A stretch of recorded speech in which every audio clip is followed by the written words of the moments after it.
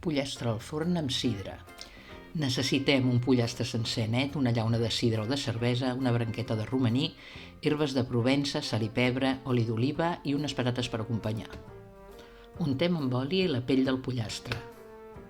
Posem sal, pebre i herbes a l'interior i a l'exterior del pollastre. Separem una mica de sidra i afegim herbes i pebre en aquest líquid separat. Posem una branqueta de romaní a dins de la llauna.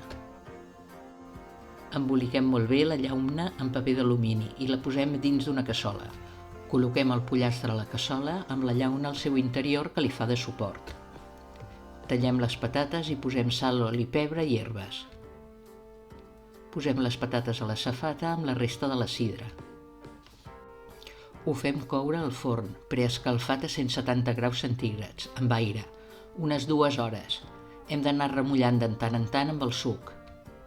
Verifiquem el punt de cocció del pollastre punxant-lo amb un escuradents. Les patates es couen abans. Al treure'l del forn hem d'anar amb compte, crema molt. Espero que us agradi la recepta i la compartiu. No us oblideu de donar-nos un like. Gràcies i fins aviat.